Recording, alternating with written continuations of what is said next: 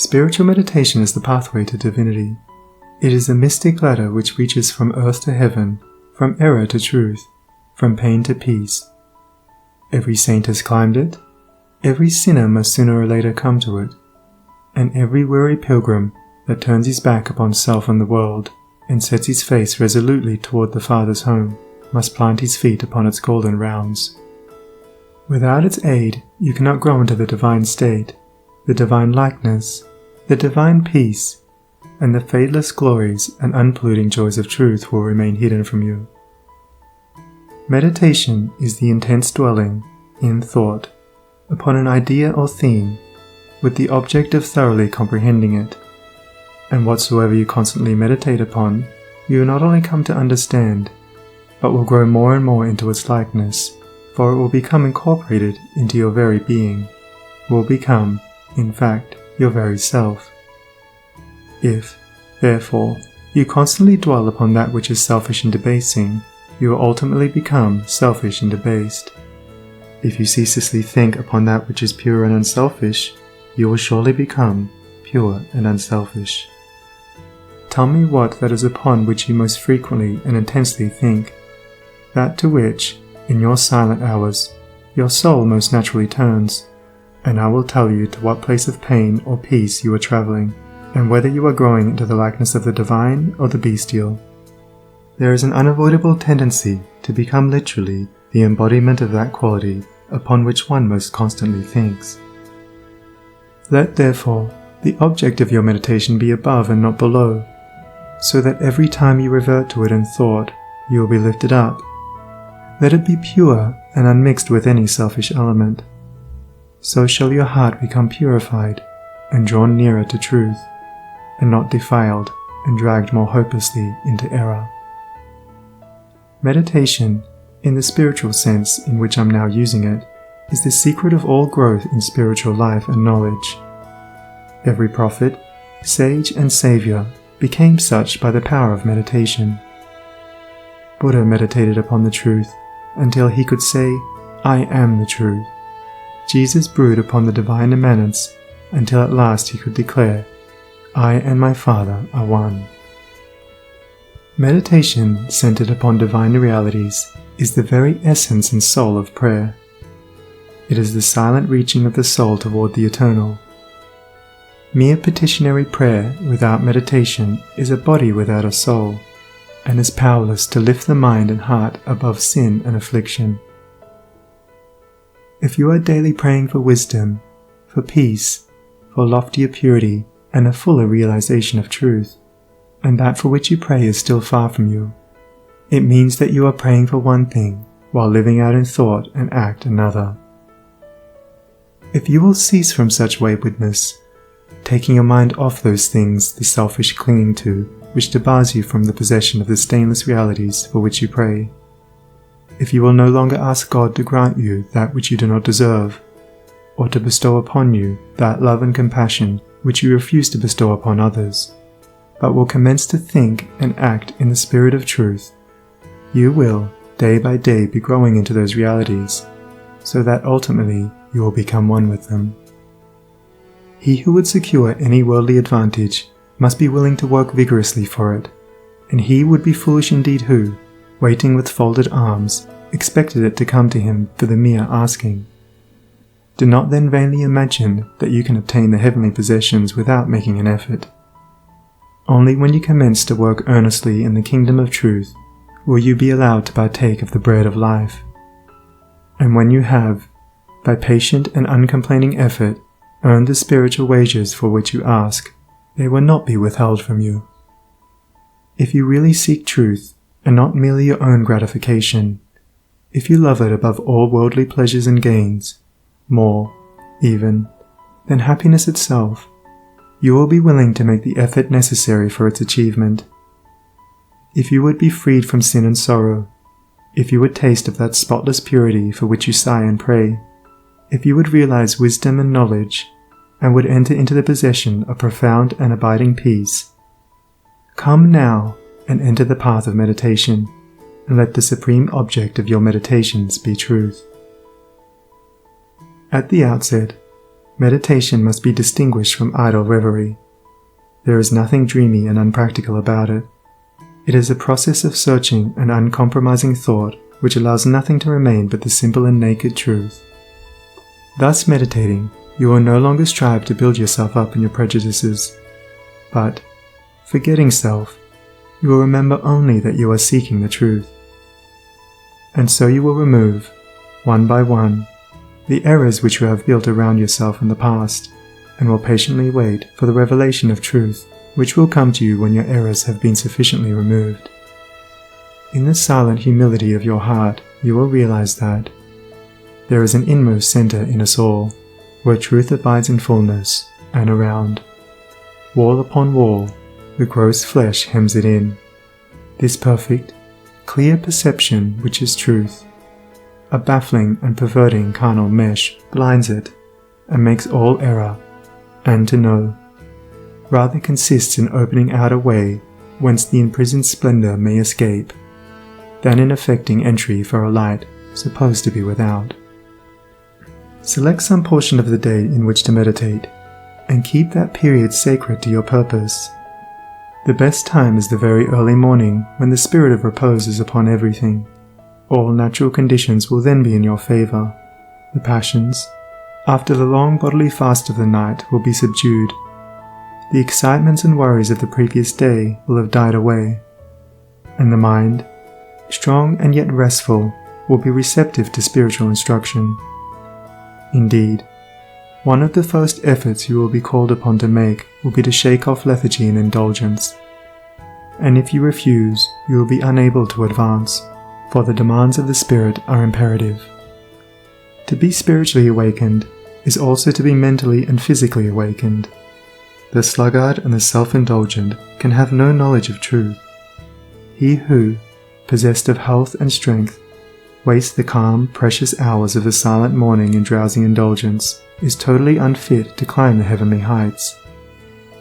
He whose awakening consciousness has become alive to its lofty possibilities, who is beginning to shake off the darkness of ignorance in which the world is enveloped, rises before the stars have ceased their vigil, and, grappling with the darkness within his soul, strives, by holy aspiration, to perceive the light of truth while the unawakened world dreams on. The heights by great men reached and kept, and were not attained by sudden flight, but they, while their companions slept, were toiling upward in the night. No saint, no holy man, no teacher of truth ever lived who did not rise early in the morning. Jesus habitually rose early, and climbed the solitary mountains to engage in Holy Communion. Buddha always rose an hour before sunrise and engaged in meditation, and all of his disciples were enjoined to do the same. If you have to commence your daily duties at a very early hour, and are thus debarred from giving the early morning to systematic meditation, try to give an hour at night, and should this, by the length and laboriousness of your daily task, be denied you, you need not despair, for you may turn your thoughts upward in holy meditation in the intervals of your work, or in those few idle minutes which you now waste in aimlessness. And should your work be of that kind which becomes by practice automatic, you may meditate while engaged upon it. That eminent Christian saint and philosopher, Jacob Boehme, realized his vast knowledge of divine things whilst working long hours as a shoemaker. In every life there is time to think, and the busiest, the most laborious, is not shut out from aspiration and meditation. Spiritual meditation and self-discipline are inseparable. You will, therefore, commence to meditate upon yourself so as to try and understand yourself. For, remember, the great object you will have in view will be the complete removal of all your errors in order that you may realize truth. You will begin to question your motives, thoughts, and acts, comparing them with your ideal, and endeavoring to look upon them with a calm and impartial eye. In this manner, you will be continually gaining more of that mental and spiritual equilibrium without which men are but helpless straws upon the ocean of life. If you are given to hatred or anger, you will meditate upon gentleness and forgiveness, so as to become acutely alive to a sense of your harsh and foolish conduct. You will then begin to dwell in thoughts of love, of gentleness, of abounding forgiveness, and as you overcome the lower by the higher, there will gradually, silently steal into your heart a knowledge of the divine law of love, with an understanding of its bearing upon all the intricacies of life and conduct. And in applying this knowledge to your every thought, word, and act, you will grow more and more gentle, more and more loving, more and more divine. And thus with every error, every selfish desire, every human weakness, by the power of meditation is it overcome, and as each sin, each error is thrust out, a fuller and clearer measure of the light of truth illumes the pilgrim's soul. Thus meditating, you will be ceaselessly fortifying yourself against your only real enemy, your selfish, perishable self, and will be establishing yourself more and more firmly in the divine and imperishable self that is inseparable from truth. The direct outcome of your meditations will be a calm, spiritual strength which will be your stay and resting place in the struggle of life. Great is the overcoming power of holy thought, and the strength and knowledge gained in the hour of silent meditation will enrich the soul with saving remembrance in the hour of strife, of sorrow, or of temptation. As, by the power of meditation you grow in wisdom, you will relinquish, more and more, your selfish desires which are fickle, impermanent, and productive of sorrow and pain, and will take your stand, with increasing steadfastness and trust, upon unchangeable principles, and will realize heavenly rest. The use of meditation is the acquirement of a knowledge of eternal principles, and the power which results from meditation is the ability to rest upon and trust those principles, and so become one with the eternal. The end of meditation is, therefore, direct knowledge of truth, God, and the realization of divine and profound peace. Let your meditations take their rise from the ethical ground which you now occupy. Remember that you are to grow into truth by steady perseverance. If you are an Orthodox Christian, meditate ceaselessly upon the spotless purity and divine excellence of the character of Jesus, and apply his every precept to your inner life and outward conduct, as to approximate more and more toward his perfection. Do not be as those religious ones who, refusing to meditate upon the law of truth and to put into practice the precepts given to them by their master, are content to formally worship, to cling to their particular creeds, and to continue in the ceaseless round of sin and suffering. Strive to rise, by the power of meditation, above all selfish clinging to partial gods or party creeds, above dead formalities and lifeless ignorance, thus walking the highway of wisdom, with mind fixed upon the spotless truth. You shall know no halting place short of the realization of truth. He who earnestly meditates first perceives the truth, as it were, afar off, and then realizes it by daily practice. It is only the doer of the word of truth that can know the doctrine of truth, for though by pure thought the truth is perceived, it is only actualized by practice. Said the divine Gautama, the Buddha, "He who gives himself up to vanity and does not give himself up to meditation, forgetting the real aim of life and grasping at pleasure, will in time envy him who has exerted himself in meditation." And he instructed his disciples in the following 5 great meditations. The first meditation is the meditation of love, in which you so adjust your heart that you long for the weal and welfare of all beings, including the happiness of your enemies. The second meditation is the meditation of pity, in which you think of all beings in distress, vividly representing in your imagination their sorrows and anxieties, as to arouse a deep compassion for them in your soul. The third meditation is the meditation of joy, in which you think of the prosperity of others and rejoice with their rejoicings. The fourth meditation is the meditation of impurity, in which you consider the evil consequences of corruption, the effects of sin and diseases. How trivial often the pleasure of the moment, and how fatal its consequences. The fifth meditation is the meditation on serenity, in which you rise above love and hate, tyranny and oppression, wealth and want, and regard your own fate with impartial calmness and perfect tranquility. By engaging in these meditations, the disciples of the Buddha arrived at a knowledge of the truth. But whether you engage in these particular meditations or not matters little, so long as your object is truth, so long as you hunger and thirst for that righteousness which is a holy heart and a blameless life. In your meditations, therefore, let your heart grow and expand with ever-broadening love, until, freed from all hatred and passion and condemnation, it embraces the whole universe with thoughtful tenderness.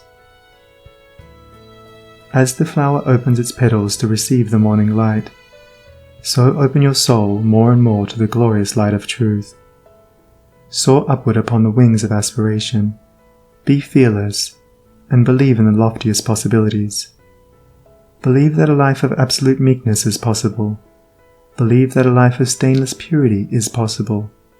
Believe that a life of perfect holiness is possible. Believe that the realization of the highest truth is possible.